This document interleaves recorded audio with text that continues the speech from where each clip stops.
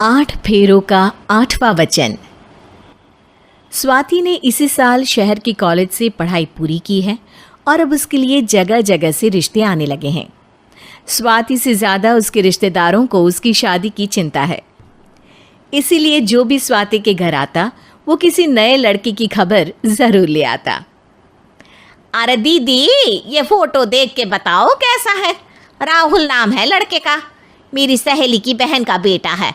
अपनी स्वाति के साथ एकदम प्यारी जोड़ी लगेगी इसकी। ज़रा दिखाना, फोटो तो बढ़िया लग रहा है। कोई गलत आदत वादत तो नहीं है ना इसे? और कमाता कितना है? अरे कोई गलत आदत नहीं है दीदी, आप कहो तो एक मीटिंग करवा देती हूँ, फिर सब कुछ फाइनल कर लेना। हाँ, ये सही कह रही हो तुम। संडे को स्वाति के पापा भी घर पे ही रहेंगे। बुआ फिर वहाँ से चली जाती है और रात को स्वाति की माँ उससे कहती है, स्वाति बेटा, आज कमला बुआ ने एक लड़के की फ़ोटो दिखाई है। संडे को वो लोग मिलने आ रहे हैं, तैयार हो ना तुम बेटा? अरे मम्मी, आप कहाँ कमला बुआ के चक्कर में आ जाती हो? अभी इतनी जल्दी कोई शादी वादी नहीं करनी है मुझे। अरे बेटा, अच्छा लड़का है, बुआ जानती है उसे अच्छे से। हाँ स्वाति बेटा, एक बार मिल तो लो, बाद में देखेंगे आगे क्या करना है। वैसे तो कमला रिश्ता लाई है तो मना करने का तो कोई सवाल ही नहीं उठता। संडे की सुबह होती है और कमला बुआ राहुल और उसके मम्मी पापा को लेकर स्वाति के घर आती है। अरे आइए आइए भाभी, इसे अपना ही घर समझिए, इनसे मिलिए। ये मेरे भैया और ये मेरी भाभी हैं। नमस्ते भाभी जी, ये है हमारा लड़का राहुल, सरकारी नौकरी की तैयारी कर रहा है ये। वैसे आपकी बेटी कहाँ है? अरे स्वाति बेटा, बाहर आ जाओ। वैसे कितनी पढ़ाई की है स्वाति ने? जी, पोस्ट ग्रेजुएट है हमारी बेटी साइंस में।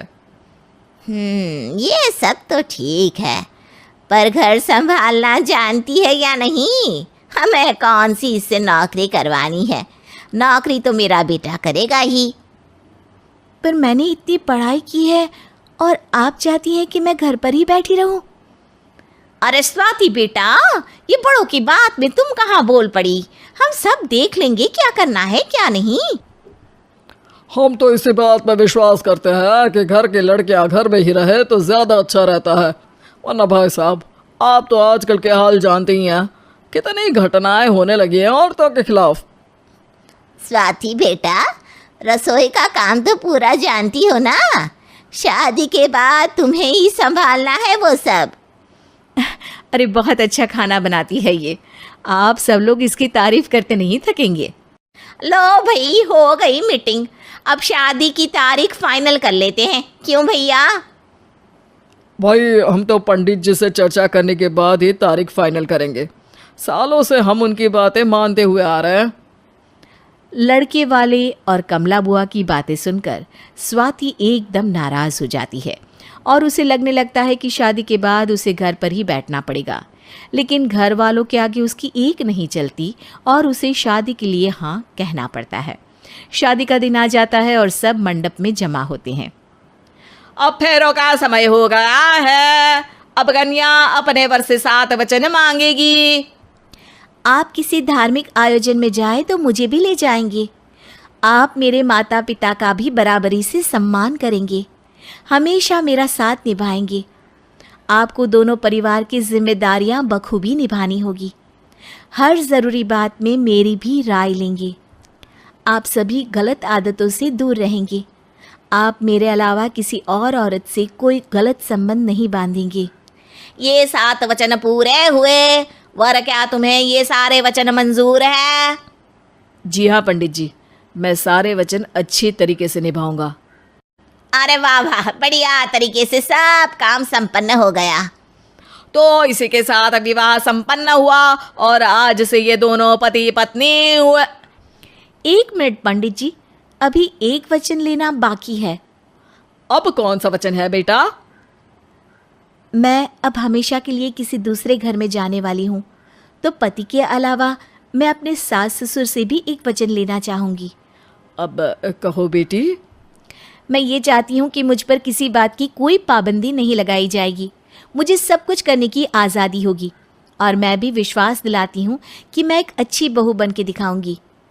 स्वाति की बात सुनकर उसके सास ससुर एकदम चौंक जाते हैं और कुछ बोल नहीं पाते कि उतने में कमला बुआ बोल पड़ती है। अरे बेटा, ये भी कोई कहने की बात है? रानी बन के रहोगी तुम तो। वचन देने से पहले सोच लीजिए, क्योंकि शास्त्रों में वचन ना निभाने वालों के लिए नरक से भी बदतर सजा लिखी है।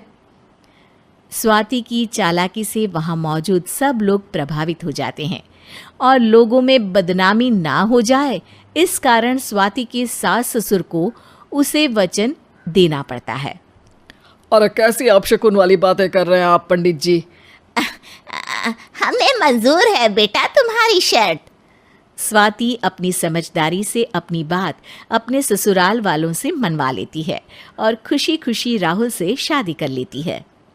अब से हर शादी में मैं खुद 8 वचन दिलवाऊंगा। ओम मंगलम मंगलम मंगलम।